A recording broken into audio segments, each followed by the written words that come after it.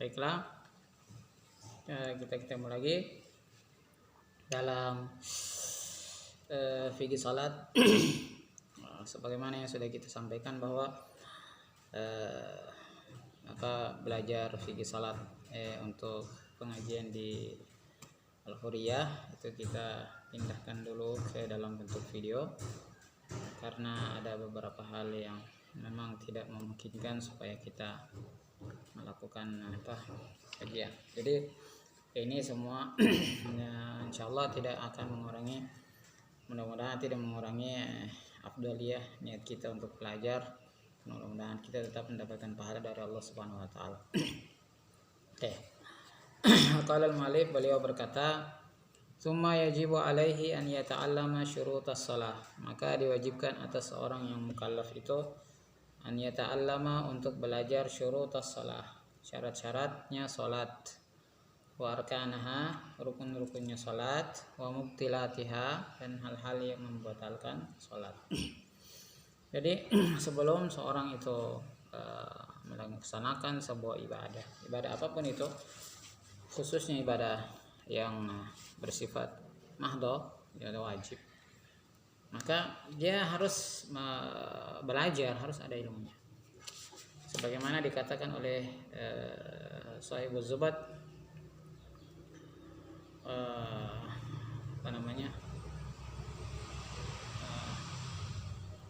wa kullu man bi ghairi ilmin ya'malu amaluhu mardudatun la tuqbalu.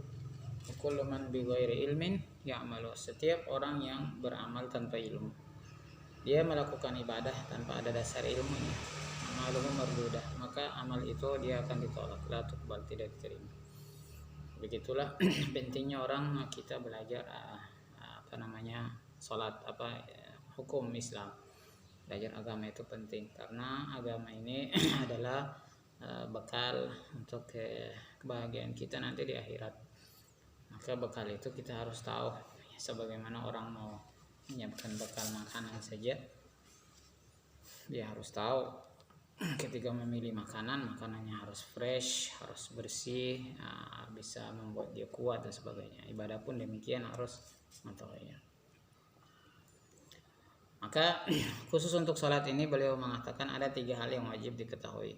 Yang pertama itu syarat-syarat salat salah. Kemudian yang kedua rukun, dan yang ketiga adalah mubtilat, hal-hal yang membatalkan syarah. Ya, yang sebelumnya kita sudah jelaskan, syarat itu adalah segala sesuatu yang terpenuhi sebelum terjadi sebuah ibadah. Artinya syarat itu bagian yang harus terpenuhi tapi dia bersifat eksternal. Sementara rukun adalah bagian yang harus terpenuhi dan dia bersifat internal. Sementara membatalkan mubtilah itu segala sesuatu yang merusak, membatalkan sebuah ibadah. Lalu dikatakan fasyurutuha 12. Syarat salat itu ada 12. Syarat salat itu ada 12. Al-awwalu taharatus thawbi wal badani wal makan minan najasat. Yang pertama adalah taharatus thawbi, pakaian salat itu harus suci. Wal badannya orang itu juga harus suci. Wal makan, dan tempat salat juga harus suci. 3 ini harus suci. Ulangi lagi. Syarat pertama adalah taharatus thawbi wal badani wal makan. Bajunya harus suci, badannya juga harus suci, dan tempatnya juga harus suci. Kita berhati-hatilah orang yang kadang-kadang kita laki-laki yang sering buang air dalam keadaan berdiri, tidak tidak perhatikan ceboknya, itu hati-hati. Atau kita memukul nyamuk saat sebelum sholat, ada nyamuk kita pukul lalu di situ ada darah menempel di baju, itu najis, harus disucikan. Suci dari apa? Minan najasat, dari segala bentuk najis.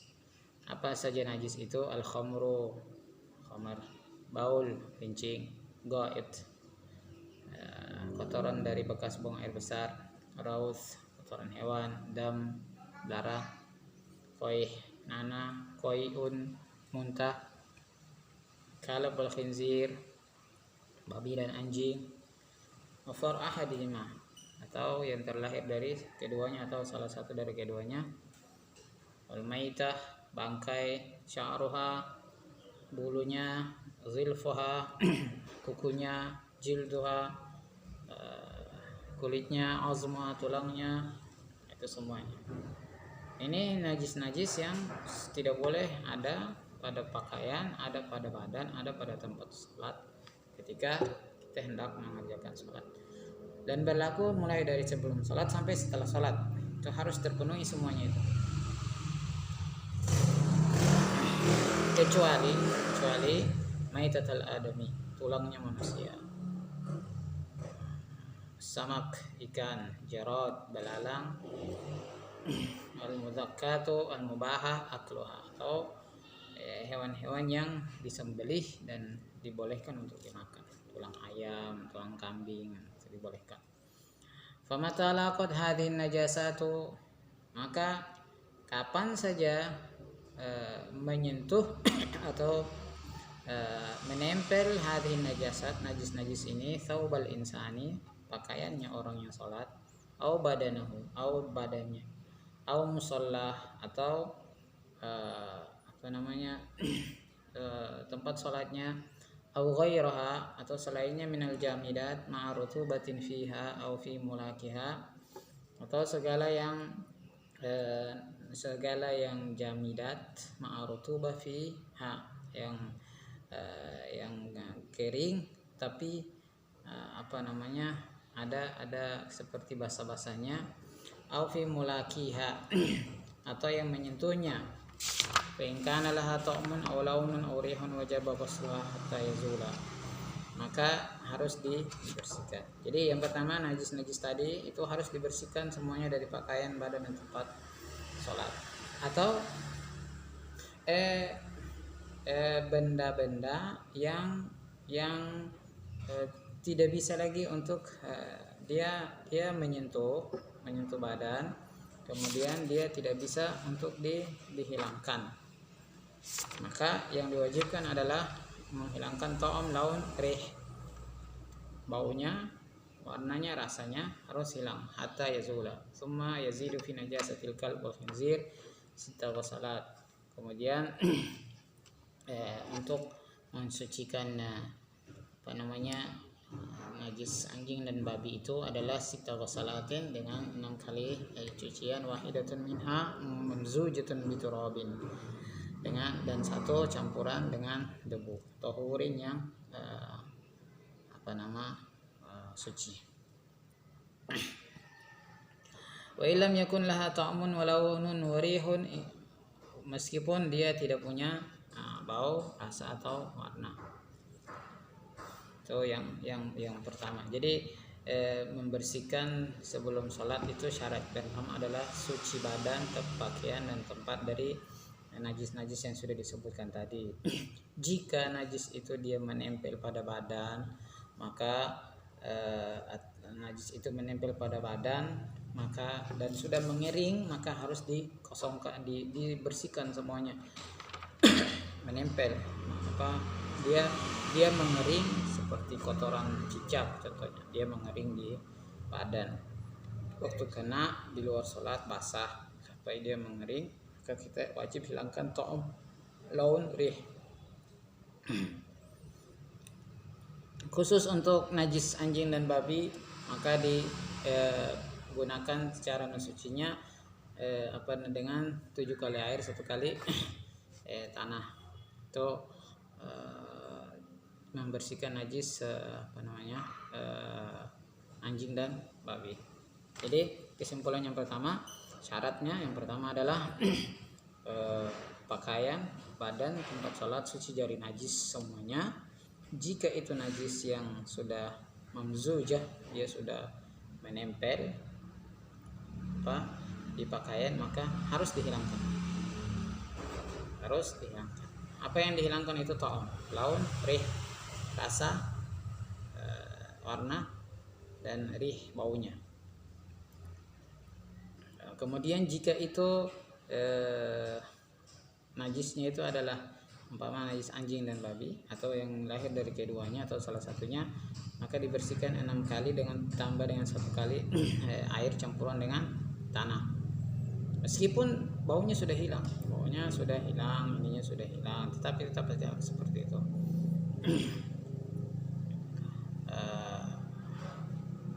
Kemudian jika selain dari anjing dan babi, wa in kanat min ghairihima ghasalah marratan wahidah, maka harus disucikan cukup dan membersihkan satu kali. Wa yajibu sabbul ma'i 'alal mutanajjis idza kana al-ma'u dunal kullatain. Wa yajibu sabbul ma' 'alal mutanajjis. Nah, ini yang kedua disebutkan sebelum kita masuk ke syarat yang kedua itu, kalau pakaian itu najisnya, pakaian itu mutanajis, kena najis namanya mutanajis, maka cara mensucikannya adalah sabbul ma' 'alal mutanajjis, harus disiram dari atas, tidak boleh dicampur, nanti yang lainnya jadi najis. Kalau idza kana al-ma'u dunal kullatain, kalau airnya kurang dari 2 kullah. Fa in adkhala al-mutanajjis fihi lam yathur, sehingga kalau airnya itu kurang dari 2 kullah, pakaiannya adik kena kencing, dimasukkan ke dalam, dicuci dengan air itu, maka seluruh air itu dia berubah menjadi mutanajis. Itu harus seperti itu, perlu. Jadi kalau pakaiannya airnya banyak mengalir, ya tidak apa-apa dimasukkan, tapi kalau airnya kurang dari 2 kullah, maka caranya adalah pakaiannya yang ditaruh, kemudian air itu disiram dari atas supaya najisnya jatuh ke bawah. Wa yajibu alaihi al-istibra'u min al-bauli hatta yaghliba ala dhanni annahu la ya'ud. Maka dianjurkan bagi orang yang buang air kecil itu untuk ketika selesai buang air kecil untuk tanahnuh, berdehem supaya keluar sisa-sisanya, supaya dia pastikan bahwa tidak ada lagi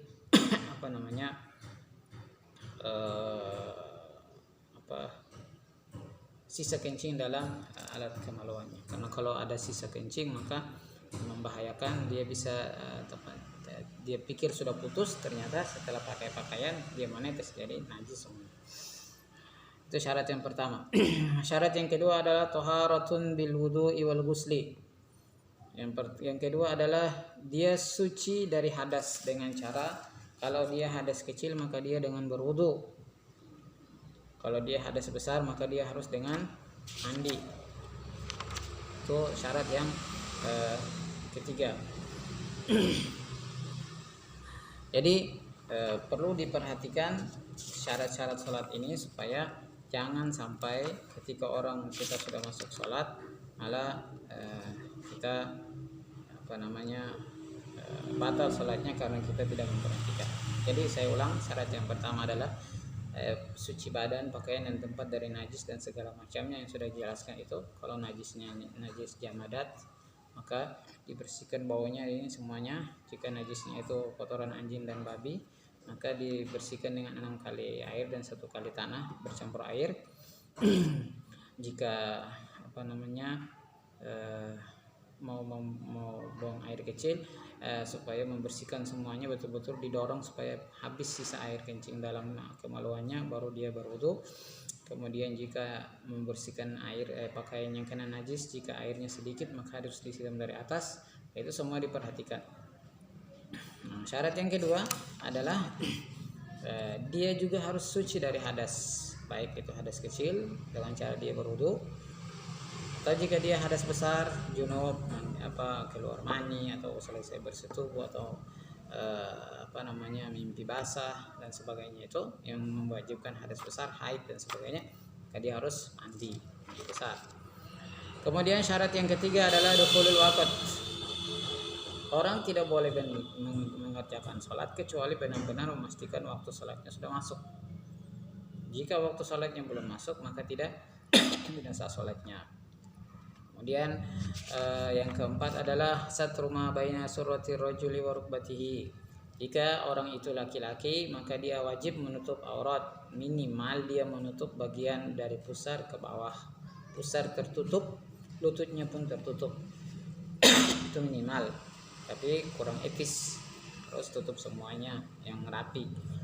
Wa amal perempuan, wa jami' badanil mar'a illa wajha wa kaffaiha, kecuali kalau dia itu perempuan maka dia menutup seluruh anggota wajah kecuali badan menutup seluruh anggota badan kecuali wajah dan telapak tangan. Nah, ini perhatikan yang perempuan kalau mau sholat itu mukena bawahnya itu harus dipanjangkan sehingga ketika dia sujud kakinya pun tertutup. Ya sujud kakinya tertutup, jadi dijulurkan panjang ke belakang supaya ketika jadi beli mukena itu beli mukena yang panjang di bawahnya supaya tertutup. Begitu pula mukena itu kalau bisa cari yang ada benangnya di sini jadi menutup semuanya. Itu diperhatikan syarat-syarat itu. Kemudian syarat yang kelima adalah istiqbalul kiblat bis sadri, menghadap kiblat dengan dada. Menghadap kiblat. Yang keenam adalah ayyakunal musalli musliman, orang yang salat itu sah salatnya kalau memang dia orang Islam. Yang ketujuh adalah an yakuna akilan, orang yang salat itu harus berakal. Dia bukan orang gila atau dia bukan anak kecil yang belum mumayyiz. Itu syarat salat yang ke-7. Yang ke-8 antakunal mar'atu nakiyatan minal haid wan nifas. Perempuan wajib dia boleh salat jika dia sudah suci dari haid dan nifas. Itu wajib hukumnya. Kalau dia belum suci dari kedua-duanya maka tidak sah salatnya. Itu yang ke-8. Yang ke-9 an ya'taqida anna salatal mafruḍah allati yusalliha fardun. Dia juga harus tahu, yakin bahwa yang dia kerjakan ini salat ini adalah kewajiban, adalah wajib.